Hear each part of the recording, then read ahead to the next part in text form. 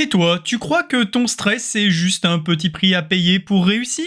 Et si c'était une bombe à retardement prête à te voler ton corps, ta tête et ta vie? Laisse-moi dans cette vidéo te raconter l'histoire d'Adrien. Un gars normal, comme toi, persuadé qu'il avait tout sous son contrôle, jusqu'au jour où il n'a plus réussi à sortir de son lit. Il pensait galérer, mais le stress l'a détruit, silencieusement. Alors Adrien, 26 ans, bosse dans une start-up à Lyon. Très bon dans ce qu'il fait, ambitieux, impliqué. Il dit toujours oui, reste tard et veut prouver qu'il mérite sa place. C'est le gars le plus fiable. Mais son sommeil devient de plus en plus léger. Il se lève fatigué. Il serre les dents en réunion sans s'en rendre compte. Il pense juste que c'est la fatigue normale de l'ambition. Alors il prend un café, puis deux, puis trois, et continue. Dans ce début d'histoire, nous pouvons voir que le stress ne frappe pas comme un coup. Il griffe doucement jusqu'à ce que tu ne respires plus. Alors les signes s'accumulent, oubli, irritation, tension musculaire, mais Adrien cache tout. Il garde la posture du mec serein, il rigole et il performe toujours. Il joue un rôle. Un jour en réunion, il perd le fil, garde le regard figé et s'en sort avec une blague. Mais il sent que ça craque au fond de lui. Le soir dans le métro, il a un début de crise de panique. Il respire difficilement, mais personne ne le voit. Dans cette deuxième partie d'histoire, nous pouvons voir à quel point le stress rend acteur de ta propre vie, jusqu'à ce que le masque colle à la peau.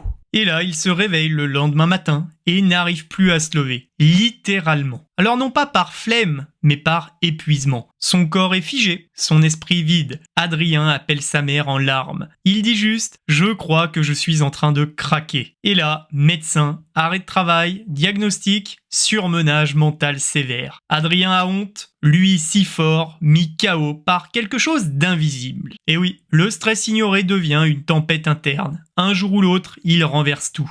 Alors au début, Adrien déteste cet arrêt. Il culpabilise, il a l'impression d'être inutile, il tourne en rond, puis il commence à marcher, lire, dormir, écrire. Il ne poste plus rien, il coupe les notifications, puis petit à petit, il découvre une version de lui qu'il ne connaissait pas, calme, lente et humaine. Il réalise alors qu'il vivait un peu comme une machine, sans jamais respirer. Et oui, tu n'as pas été fait pour courir tout le temps. Le silence parfois est la meilleure des thérapies. Adrien va mieux, il croit être prêt, il revient au travail et naturellement il recommence à en faire trop. Il retombe dans les automatismes, trop de mails, trop de pression, il sent à nouveau le nœud dans la poitrine. Mais cette fois, il s'arrête, il en parle et il dit non. Il s'impose des règles. Il met son bien-être en priorité. Et c'est la première fois qu'il agit avant de tomber. Et oui, ce n'est pas une faiblesse d'avoir des limites, c'est une force de les connaître. Adrien vit désormais différemment maintenant. Il travaille bien, mais pas à n'importe quel prix. Il prend du temps pour lui, il n'est plus partout à la fois. Il est juste présent. Il inspire ses collègues, il partage son histoire et surtout, il n'a plus peur de dire stop. Il a transformé sa chute en force, pas en exploit, en routine. Le vrai succès, ce n'est pas de résister au stress, c'est de ne plus lui laisser diriger ta vie.